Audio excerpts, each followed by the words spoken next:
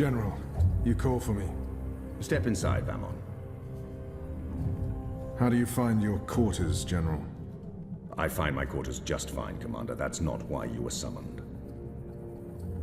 You see, something's been bothering me. Mia? I've spoken to your men at the Keep, and their story is the same as yours. There was a riot instigated by the Resistance. In the ensuing chaos, Apostle Alvani was killed. His body was, inconveniently, burned in the fire. It was a bloodbath, one that someone will have to answer for someday. Certainly, General. I will see to it. I'm sure you will. I also spoke with some of the surviving prisoners. Their story diverged significantly from yours.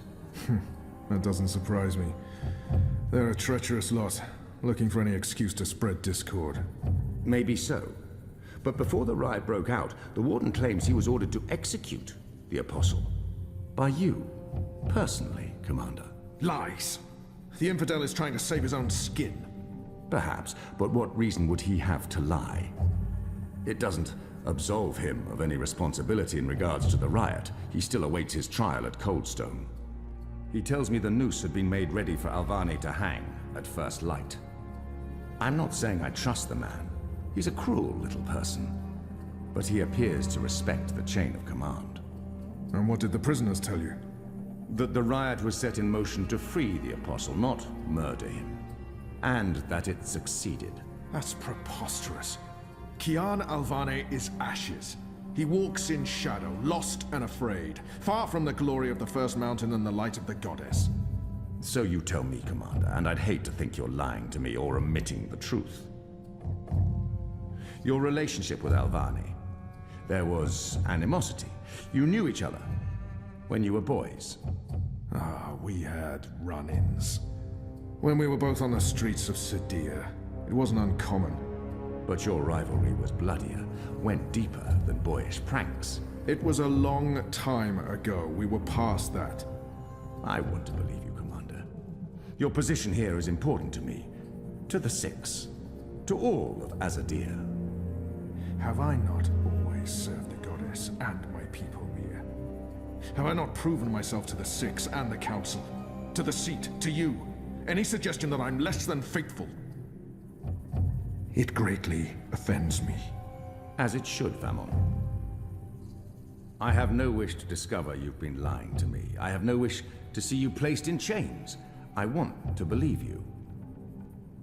And for now, I do. But I will continue investigating this matter, because something about it is not right. Something about it bothers me. If you know something, I urge you to come to me as quickly as possible before I learn you've kept the truth from me. I have not. I walk in the light, Mia. Everything I do for my nation and my people. Very well. You may go. May the Goddess protect you, General.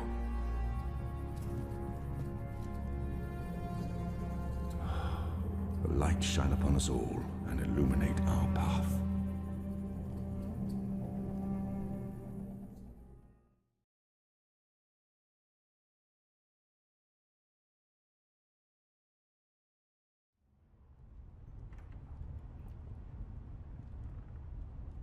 Night, Ulrich! What news do you have for us, Ulrich? Right, so a man comes into my bar this afternoon. Azadi soldier, off duty. Has a few beers, starts getting flushed and loose-lipped. Man says there's talk of a raid. This very night, in the magic ghetto. And there's a list. A list? The ones they're targeting. The ones they're bringing back out again.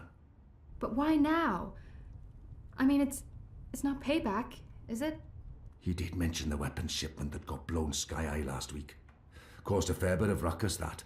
Was the talk of this place for days. Seems some people enjoy a good explosion. Apparently, the commander of the Azadi Special Forces took it as a personal insult. A commander... Vamon. He would take that personally. Also, man said, there's been more weapons and supplies being smuggled into the city, right under Azadi noses. Well, they've caught a few shipments, so they know people are arming themselves in the ghetto, that there's trouble brewing. The mole's been more cooperative than usual. Whatever you did for her, Kian, It appears to have been appreciated. So, the way I see it, the Azadi might want to make a decisive strike tonight, before they lose control of Old Town. Well, they're not wrong. So, we need to find out who's on this list, and we need to know when they're gonna strike and from where, and we Patience, Inu. One thing at a time. First, we must learn if, when, and where this raid is taking place. Then we must warn our friends, including the mole. And then we must get our own people to safety before the Azadi come. I have a few contacts I can poke. Liko? I'll start with our people in the ghetto. Kian, if you could pay the mole a courtesy call. That won't take long. Is there anything else I can do? I doubt it. Let's meet back here before midnight. Will do. Good luck, the both of you. Watch your back.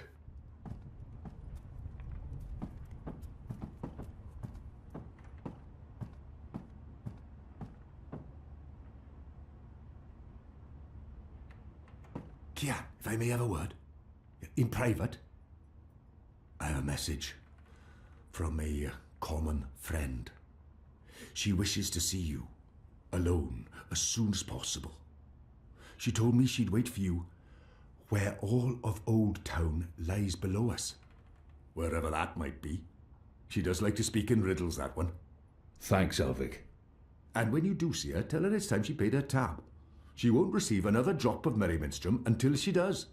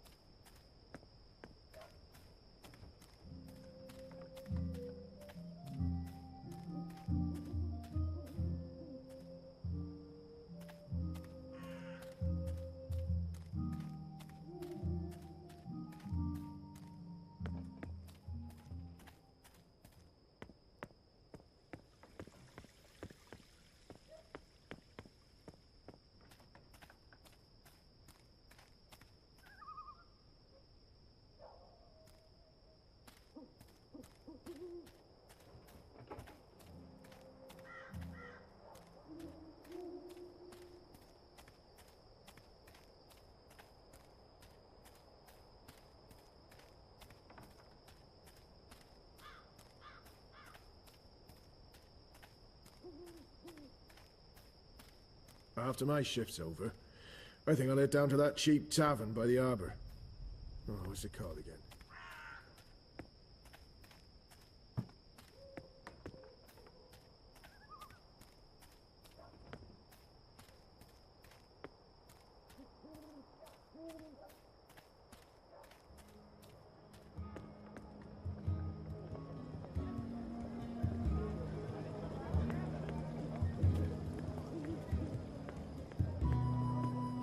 Exotic oils, foreign herbs, soothing stuff.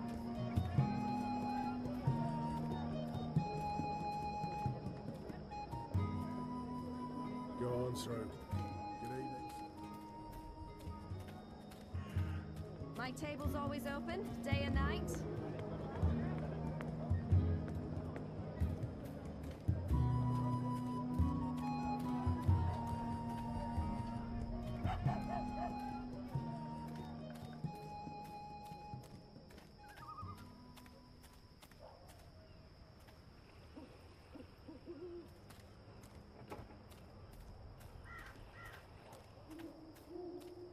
What do you want? I need to speak with the mole. She's not expecting you. She'll want to hear what I have to say. Fine. But keep your hands where I can see 'em.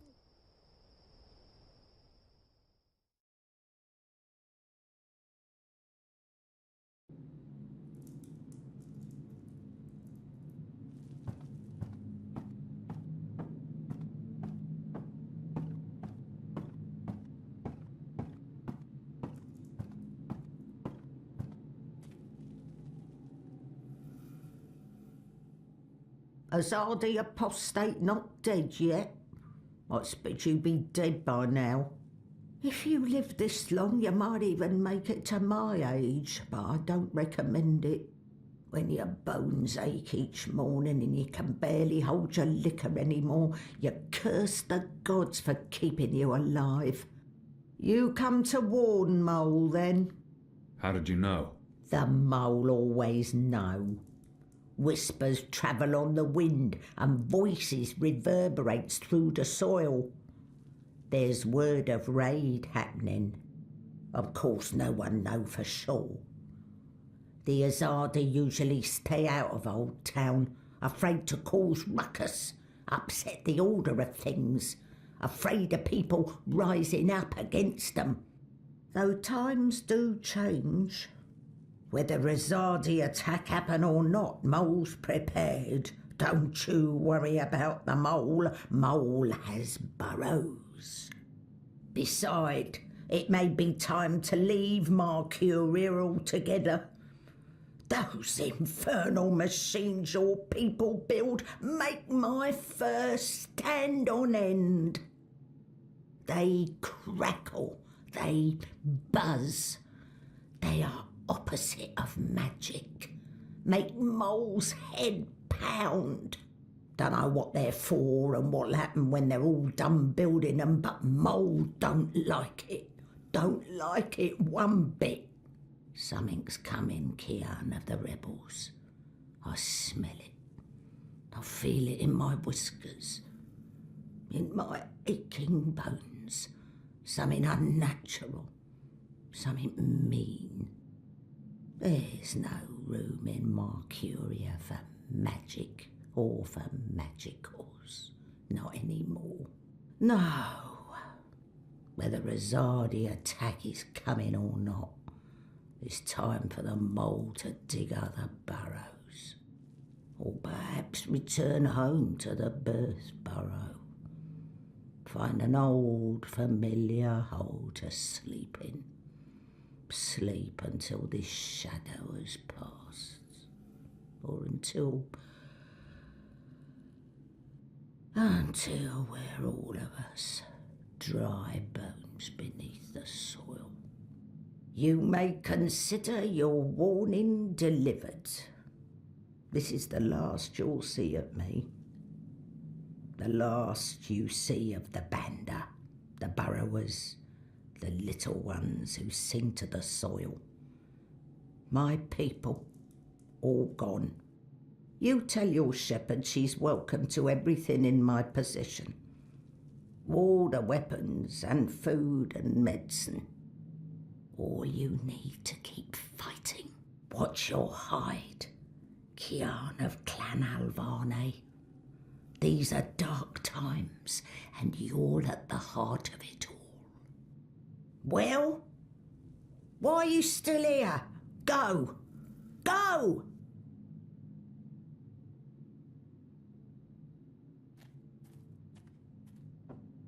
May the soil be ever soft under your feet, Apostle.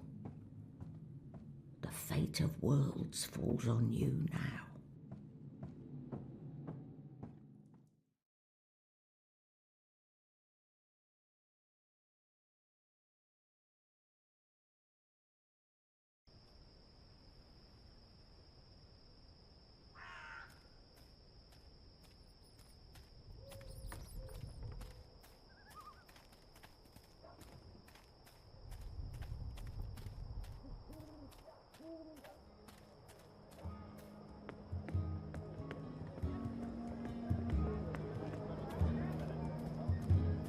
Balance! Are you a ghost? Where in Shadow's name did you come? After my shift's over, I think I'll head down to that cheap tavern by the arbor. Oh, what's it called again?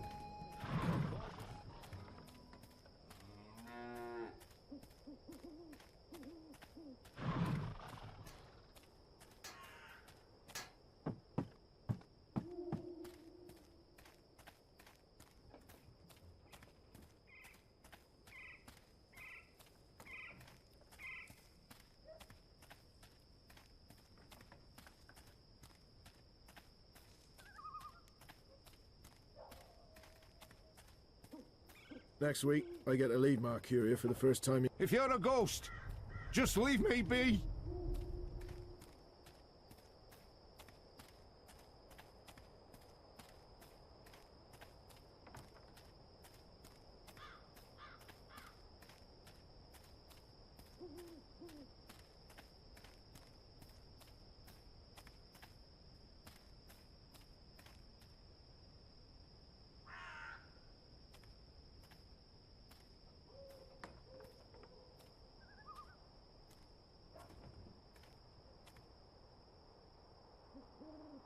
It's a nice view, isn't it? I've always found Marcuria beautiful, especially in summer. Of course, those metal tubes are a bit of an eyesore. And that tower... Actually, the tower I quite like. Why did you want to meet me? Oh, so impatient. You always were. I've been saving something for a rainy day. Someone, actually. And, well, no rain at the moment. But the forecast for tonight sounds grim. It can't hurt to pool our resources and share information. She knows something about tonight. Saving someone for a rainy day? There's an Azadi officer, high-ranking, a captain. He has, an arrangement with a young woman in Old Town. A non-human. He's fucking a magical. Eloquent, but yeah, he's fucking a magical. We both know what it would do to his career if anyone found out. They'd strip him of his rank. He'd be arrested, tortured, most likely sentenced to death. All for a little blue girl and some exotic sex. Your people are so predictable, Azadi. So easy to compromise. You know, the more things you forbid, the more sins there are to be tempted by. You're a nation of the repressed, a powder keg ready to blow. But how will this information help us? Today is this officer's day with his young lady. She has a room near Shady Quay. Our horny captain never goes alone. The fool brings his uniformed knave to keep watch, which is convenient, like a big arrow pointing to the right door. If you were to confront the captain in a compromising position, there'd be no limit to what you could accomplish. Why give me this information? You could have profited from it yourself. I have no need for money or leverage. But I thought you could put this to good use. Find out what's going down. Maybe stop it, save some lives, or take some. I thought you didn't care about the resistance. I never said that. I never said I did either. But maybe I care for other things. Why did you bring me all the way up here to tell me this? Because I don't trust them or anyone. I've been burned in the past. But why me? Because you, Kian, I trust. I can't reject...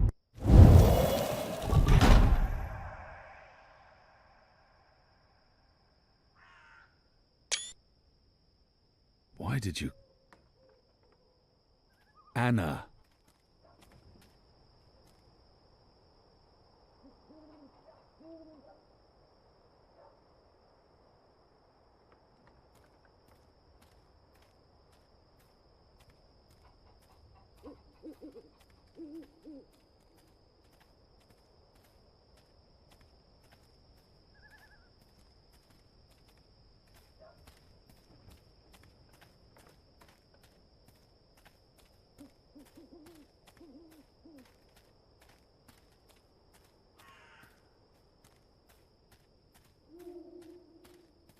Did you hear the one about... Who's there?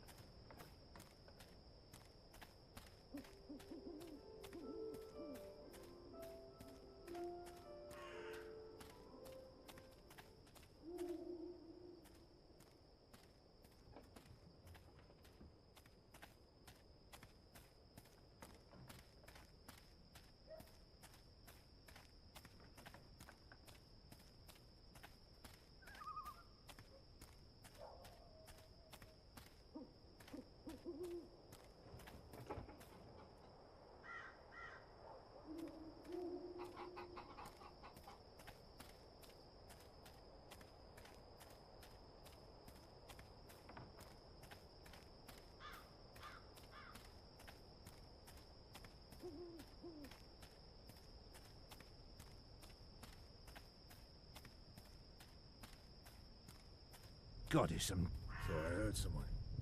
Anyone there?